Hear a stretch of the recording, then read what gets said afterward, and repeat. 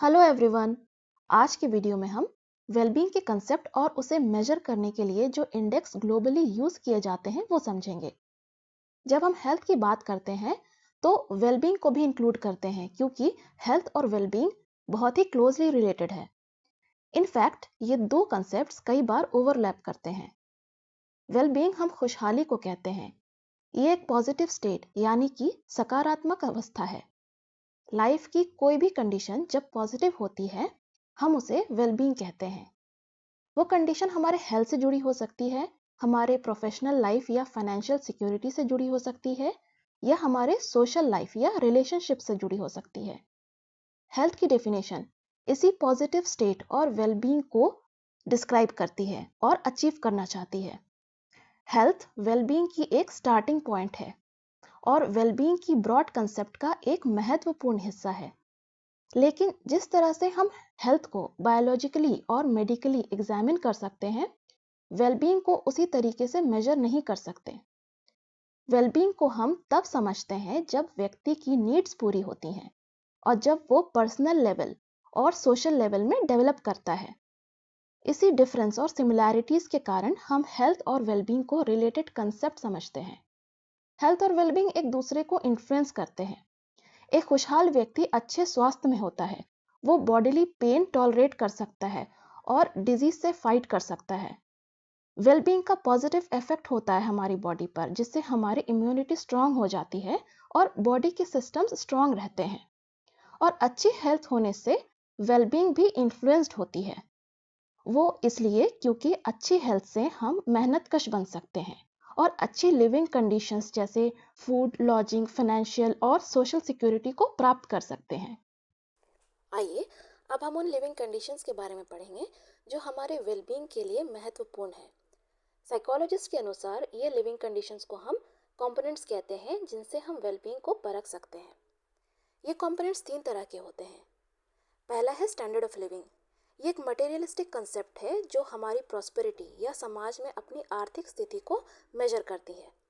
एक इंडिविजुअल की आर्थिक स्थिति हम उसके इनकम लेवल, उसकी संपत्ति और उसके रहन सहन से समझ सकते हैं।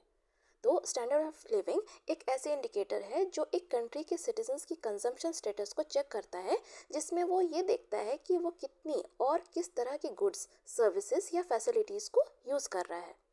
वो कंजम्पशन बेसिक चीज़ों का हो सकता है जैसे फूड, हाउसिंग और सैनिटेशन का level, water, electricity, transportation services, education या हेल्थ केयर से जुड़ी सर्विसेज और सुविधाएं।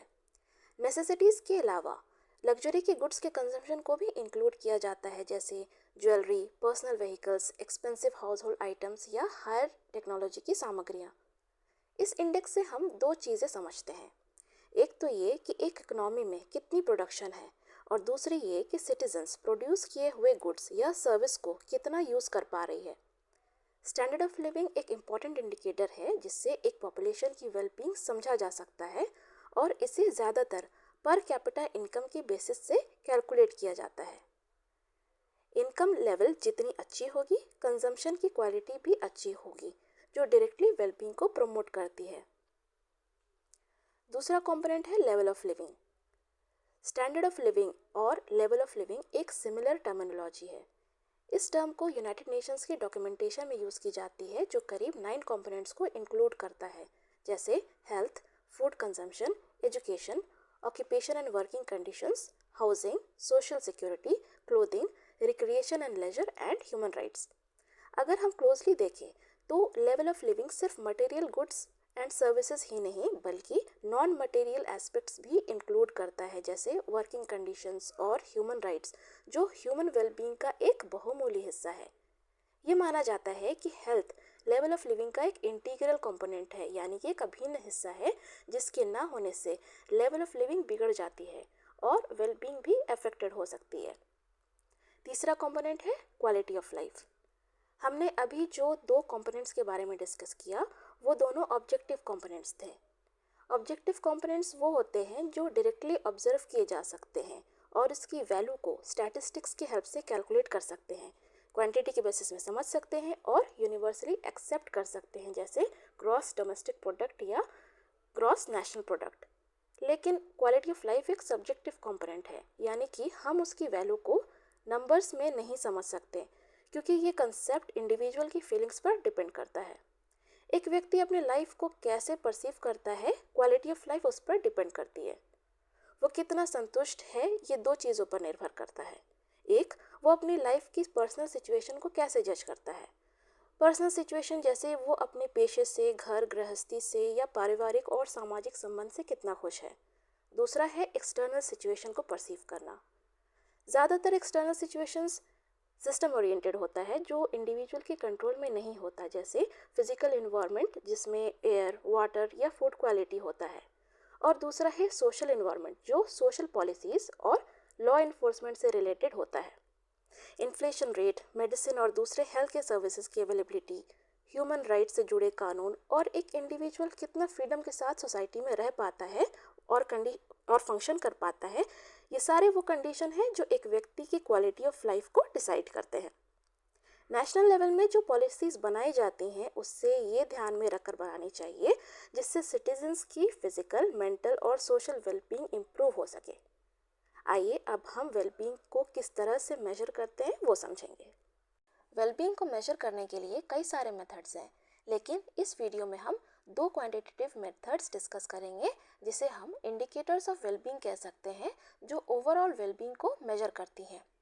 पहला इंडिकेटर है physical quality of life index. ये एक ऐसा इंडिकेटर है जो एक कंट्री की डेवलपमेंट को समझने के लिए सिटीजन्स की क्वालिटी ऑफ लाइफ और वेलबींग मेजर करता है। इस इंडेक्स को इकोनॉमिस्ट मॉरिस डेविड मॉरिस ने मिड 1970s में बनाया था। उनका ये मानना था कि एक नेशन की प्रोग्रेस को सिर्फ इकोनॉमिक टर्म्स में मेजर करना सफिशिएंट नहीं होगा। इकोनॉमिक इंडिकेटर्स जैसे जीडीपी या जीएनपी से हम आउटपुट या टोटल प्रोडक्शन का लेवल तो समझ सकते हैं और इकोनॉमी की प्रोग्रेस को मॉनेटरी वैल्यू में भी मेजर कर सकते हैं, लेकिन इनसे हम पब्लिक वेलफेयर को सही तरीके से मेजर नहीं कर सकते। मॉरिस के अनुसार पब्लिक के वेलबींग को समझने के लिए सोशल इंडिकेटर्स का प्रयोग करना उचित होगा। सोशल इंडिकेटर सोसाइटी के प्रॉब्लम्स को आइडेंटिफाई कर सकते हैं और सोशल कंडीशन जैसे पॉवर्टी या मैल न्यूट्रिशन को डायरेक्टली मेजर करते हैं। पीक्यूएलआई में 3 सोशल इंडिकेटर्स को यूज़ किए गए हैं, जैसे infant mortality rate, life expectancy at age 1 और बेसिक लिटरेसी रेट। ये इंडिकेटर सोसाइटी की बेसिक नीड्स को मॉनिटर करते हैं और सोशल पॉलिसीज़ कितनी प्रभावशाली है उसे कैप्चर करती हैं। पहला है आईएमआर यानी इन्फेंट मोर्टालिटी रेट, जो स्टैटिस्टिकली बताता है कि 1000 जीवित शिशु में कितनी शिशु की मृत्यु 1 साल से कम उम्र में होती है। ये इंडिकेटर ये देखता है कि माँ और बच्चा किस तरह की सोशल कंडीशन में रह रहा है, उन्हें किस तरह की न्यूट्रिशन मिल रही है और उनके केयर के लिए उपलब्ध मेडिकल सर्विसेज कितनी प्रभावशाली है। नेक्स्ट इंडिकेटर है लाइफ एक्सपेक्टेंसी एट एज 1, जो ये बताता है कि 1 साल का शिशु लगभग कितने वर्ष जीवित रह सकता है। ये इंडिकेटर देखता है कि बच्चे के वातावरण का उस पर क्या प्रभाव होता है। लेवल ऑफ लिविंग जितनी अच्छी होगी, लाइफ एक्सपेक्टेंसी भी उतनी ही हायर होगी।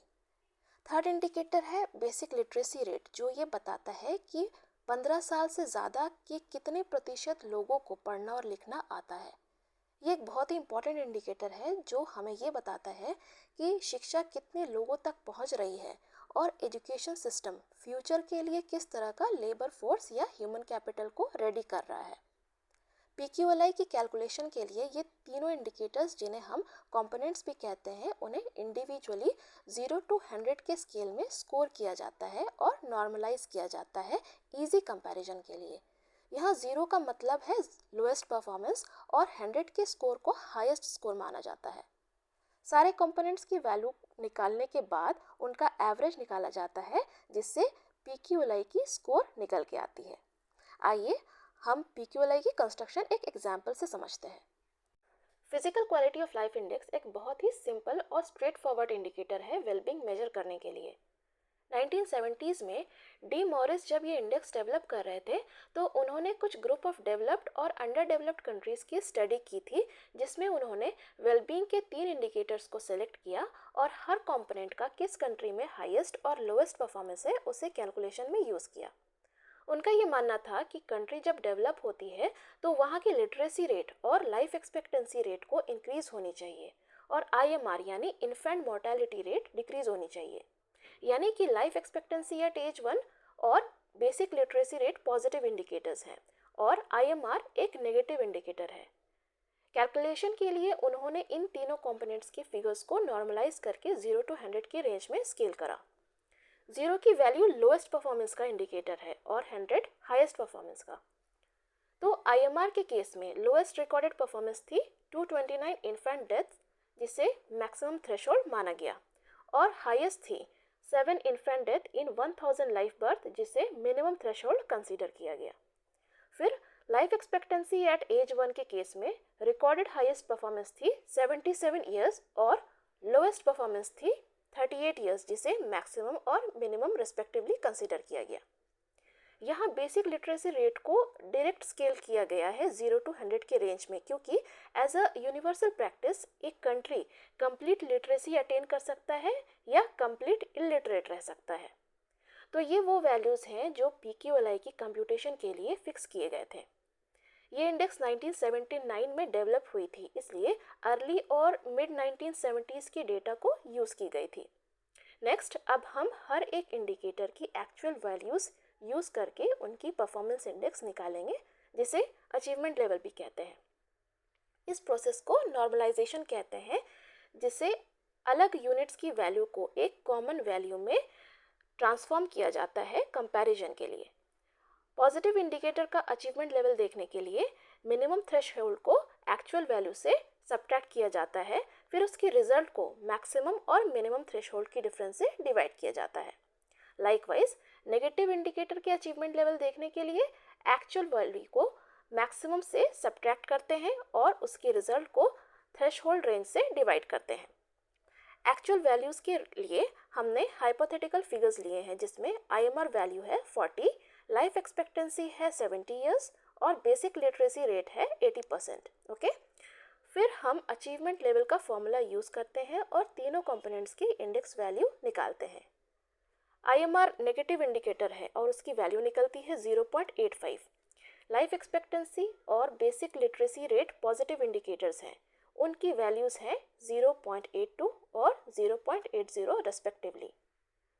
Final physical quality of life index निकालने के लिए हम अनवेइड अरिथमेटिक मीन यूज़ करते हैं, क्योंकि इस कैलकुलेशन में हर कंपोनेंट इक्वल कंट्रीब्यूशन देता है। एवरेज करने पर PQLI की वैल्यू है 0.82, यानी कि 100 में 82, जो एक अच्छी PQLI स्कोर है। हमने यहाँ हाइपोथेटिकल फिगर्स लिए हैं, आप करंट या प्रीवियस डेटा के बेसिस पर भी PQLI की वैल्यू निकाल सकते हैं। आइए अब हम वेलबींग की अगली इंडेक्स समझते हैं। ह्यूमन डेवलपमेंट इंडेक्स एक पावरफुल डेवलपमेंट इंडिकेटर है, जिसे इंटरनेशनल कंपैरिजन के लिए यूज़ किया जाता है। Physical quality of life index और ह्यूमन डेवलपमेंट इंडेक्स, ये दोनों इंडिकेटर्स ह्यूमन वेलफेयर की आइडियोलॉजी से प्रभावित हुई हैं। ह्यूमन डेवलपमेंट इंडेक्स के प्राइमरी डिज़ाइनर थे महबूबुल हक, जो UNDP के स्पेशल एडवाइज़र थे और human development report annually develop करने के लिए उस संस्था से जुड़े थे। हक मानते थे कि इकोनॉमी की ग्रोथ सिर्फ कैपिटल जनरेट करके नहीं होती।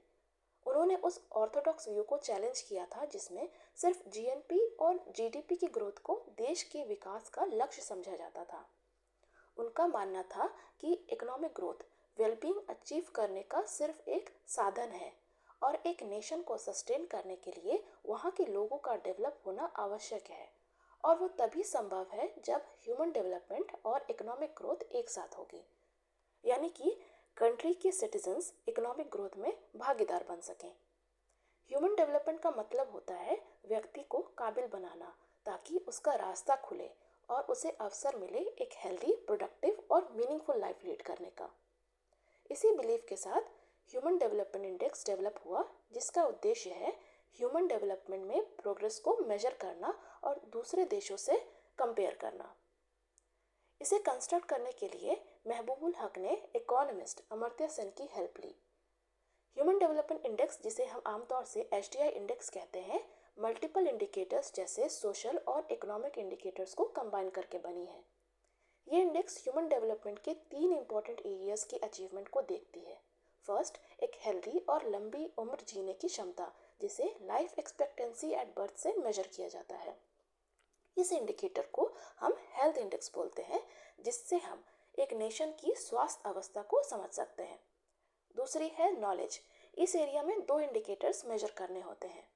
एक होती है अडल्ट की मीन ईयर्स ऑफ स्कूलिंग, यानी अडल्ट जो 25 या उससे ज़्यादा एज के होते हैं वो ऑन एन एवरेज कितना ईयर्स की एजुकेशन रिसीव कर पाते हैं। फिर होती है एक्सपेक्टेड ईयर्स ऑफ स्कूलिंग, यानी एक बच्चा जो स्कूलिंग स्टार्ट करता है वो कितने सालों में कंप्लीट कर पाएगा। ये दोनों इंडिकेटर से एजुकेशन इंडेक्स बनता है, जिससे हम प्रेजेंट और नेक्स्ट जनरेशन की नॉलेज लेवल और पोटेंशियल समझ सकते हैं। फिर थर्ड एरिया है एक डिसेंट या रीजनेबल स्टैंडर्ड ऑफ लिविंग, जिसे जीएनआई पर कैपिटा से मेजर करते हैं। जीएनआई पर कैपिटा बताता है कि एक पर्सन अपनी कंट्री में एक साल में ऑन एन एवरेज कितनी अर्निंग कर पा रहा है। स्टैंडर्ड ऑफ लिविंग मेजर करने के लिए जीएनआई पर कैपिटा को परचेजिंग पावर पैरिटी के टर्म्स में एडजस्ट किया जाता है, यानी इनकम को कॉमन करेंसी जैसे यूएस डॉलर्स में कन्वर्ट किया जाता है ताकि कंट्रीज़ के बीच की प्राइस और कॉस्ट ऑफ लिविंग की डिफरेंस एडजस्ट हो सके और परचेजिंग पावर इक्वल लेवल में रिफ्लेक्ट करे। इस मेथड से रियल इनकम को इंटरनेशनली कंपेयर किया जाता है। एचटीआई की वैल्यू हमेशा 0 to 1 के बीच में होती है। स्कोर जितना 1 के करीब होता है उस कंट्री का परफॉर्मेंस ह्यूमन डेवलपमेंट में उतना अच्छा होता है, और अगर स्कोर 0 के करीब होता है तो वो कंट्री लेस डेवलप्ड होती है। कंपैरिजन और रैंकिंग के लिए कंट्रीज़ को 4 कैटेगरीज में प्लेस किया जाता है। जो कंट्रीज़ 0.8 to 1 के बीच में स्कोर करते हैं वो वेरी हाई एचडीआई में ग्रुप की जाती है। जो 0.7 to 0.79 स्कोर करती हैं उन कंट्रीज़ को हाई एचडीआई में ग्रुप किया जाता है। फिर जो 0.55 से 0.7 स्कोर करती हैं वो मीडियम एचडीआई में ग्रुप की जाती हैं। और लास्टली जो कंट्रीज़ 0.55 से कम स्कोर करती हैं उन्हें लो एचडीआई में ग्रुप की जाती है। आइए अब हम एचडीआई को एक एग्जाम्पल से समझेंगे। इस एग्जाम्पल के लिए हम यूएनडीपी की रिवाइज्ड मेथोडोलॉजी यूज़ करेंगे जो 2010 में पब्लिश हुई थी, और इस मेथड को समझने के लिए हम इंडिया की 2019 की डेटा यूज़ करेंगे। जैसे कि हम जानते हैं एचडीआई एक कॉम्पोजिट इंडेक्स है जिसकी वैल्यू 0 to 1 के बीच में होती है। इसलिए सबसे पहले स्टेप में तीनों डायमेंशन के इंडिकेटर्स को 0 to 1 के स्केल में नॉर्मलाइज किया जाता है। इंडिकेटर्स को नॉर्मलाइज करने के लिए गोल पोस्ट सेट किए गए हैं। पीक्यूएलआई में भी गोल पोस्ट रेफर किए गए थे इंडेक्स को कंस्ट्रक्ट करने के लिए। इस इंडेक्स में भी सिमिलर मेथड फॉलो की गई है। गोल पोस्ट इंडिकेटर की मिनिमम और मैक्सिमम लिमिट बताती है। स्केलिंग के अनुसार देखें तो 0 मिनिमम लिमिट होती है और 1 मैक्सिमम। यहाँ पहली डायमेंशन है लाइफ एक्सपेक्टेंसी एट बर्थ, जिसकी मिनिमम थ्रेशोल्ड है 20 ईयर्स और मैक्सिमम 85 ईयर्स है। इन वैल्यूज़ को बैकवर्ड और फॉरवर्ड टाइम पीरियड के ऑब्जर्वेशन में सेट की गई है, यानी कि पास्ट ईयर्स में लाइफ एक्सपेक्टेंसी कितनी कम थी और फ्यूचर में लाइफ स्पैन मैक्सिमम कितनी ईयर्स की हो सकती है। दूसरी डायमेंशन है नॉलेज, जिसमें दो इंडिकेटर्स हैं। एक है मीन ईयर्स ऑफ स्कूलिंग और दूसरी एक्सपेक्टेड ईयर्स ऑफ स्कूलिंग। इन दोनों की मिनिमम थ्रेशोल्ड 0 सेट की गई है, यानी कि एक ऐसी स्टेट जिसमें फॉर्मल स्कूलिंग कम्प्लीटली एब्सेंट होती है। अगर हम मैक्सिमम थ्रेशोल्ड देखें तो मीन ईयर्स ऑफ स्कूलिंग की मैक्सिमम लिमिट 15 सेट की गई है, जो ज़्यादातर एजुकेटेड कंट्रीज़ में अचीव की गई है, और एक्सपेक्टेड ईयर्स ऑफ स्कूलिंग उसकी मैक्सिमम लिमिट 18 सेट की गई है, जो बहुत से देशों में मास्टर लेवल की कंप्लीशन एज होती है। तीसरी डायमेंशन है स्टैंडर्ड ऑफ लिविंग, जिसकी मिनिमम थ्रेशोल्ड है 100 यूएस डॉलर्स पीपीपी टर्म्स में, जो मिनिमम इनकम लेवल है जिससे reasonable standard of living afford की जा सकती है। इस डायमेंशन की maximum limit 75,000 US dollars set की गई है। इस पॉइंट पर हाईएस्ट मटेरियल सेटिस्फैक्शन अचीव होती है, क्योंकि इसके आगे अगर इनकम बढ़ती है तो उसकी वैल्यू घटती है। इसे हम diminishing marginal returns to income कहते हैं। अब इन गोल पोस्ट के हेल्प से डायमेंशन इंडिसेस बनाया जाता है।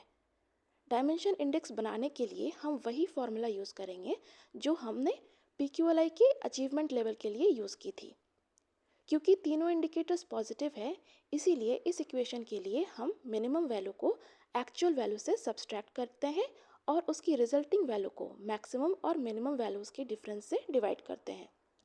अब सेकेंड स्टेप में इसी इक्वेशन के हेल्प से हर इंडिकेटर का डायमेंशन इंडेक्स क्रिएट किया जाता है। हमने इंडिया का एग्जाम्पल लिया है 2019 की पीरियड का, जो आप गोल पोस्ट टेबल के लास्ट कॉलम में देख सकते हैं, जिसमें लाइफ एक्सपेक्टेंसी 69.7 है, मीन ईयर्स ऑफ स्कूलिंग है 6.5 years, expected years of schooling है 12.2 ईयर्स और जीएनआई पर कैपिटा पीपीपी है 6681। तो इन वैल्यूज़ के अकॉर्डिंग लाइफ एक्सपेक्टेंसी की रिजल्टिंग वैल्यूज़ हैं 0.764। फिर एजुकेशन इंडेक्स क्रिएट करने के लिए मीन ईयर्स ऑफ स्कूलिंग और एक्सपेक्टेड ईयर्स ऑफ स्कूलिंग की इंडिविजुअल डायमेंशन इंडेक्स निकाला जाता है और इनकी रिजल्टिंग वैल्यूज़ का एवरेज निकाला जाता है, जिसकी वैल्यू निकलती है 0.555। नेक्स्ट, इनकम इंडेक्स क्रिएट किया जाता है। इस इंडेक्स को क्रिएट करने के लिए नेचुरल लॉग फार्मूला यूज़ किया जाता है ताकि हाई इनकम और लो इनकम के डिफरेंस को कम किया जा सके। इसके लिए सबसे पहले एक्चुअल वैल्यूज़ को लॉग वैल्यूज़ में कन्वर्ट किया जाता है। फिर हम इन रिजल्टिंग लॉग वैल्यूज़ को यूज़ करते हैं और दोबारा से डायमेंशन इंडेक्स का इक्वेशन अप्लाई करते हैं, जिसकी वैल्यू निकलती है 0.634। अब लास्ट स्टेप में हम HDI क्रिएट करते हैं। हम तीनों सब इंडिसेस यानी लाइफ एक्सपेक्टेंसी, एजुकेशन और इनकम इंडेक्स को एग्रीगेट करने के लिए ज्योमेट्रिक मीन अप्लाई करते हैं, जिसका फाइनल स्कोर आता है 0.645।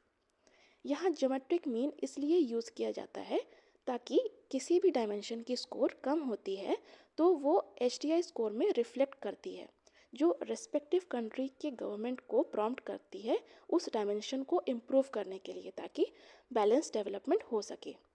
आई होप आपको वेलबींग की कंसेप्ट और उसके इंडिकेटर्स समझ आ गई होंगी। वीडियो पसंद आए तो लाइक कीजिएगा और चैनल को सब्सक्राइब कीजिएगा। Thank you so much for watching.